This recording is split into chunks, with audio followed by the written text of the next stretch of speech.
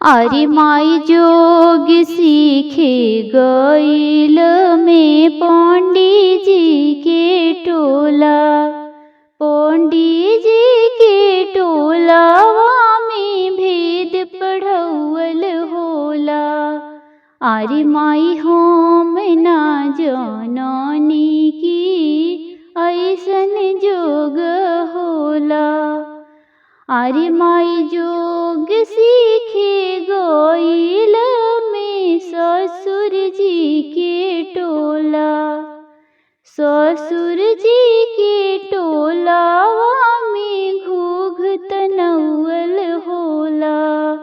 अरे माई हम ना जननी की ऐसन जोग होला। अरे माई जोग सीखे गईनी में भसुर जी के टोला, भसुर जी के टोलावा में सीख बरौल होला। अरे माई हम ना जननी की ऐसन जोग होला।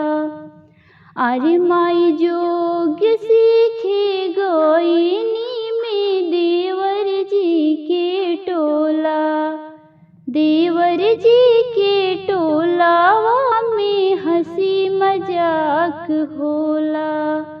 अरे माई हम ना जननी की ऐसन जोग होला।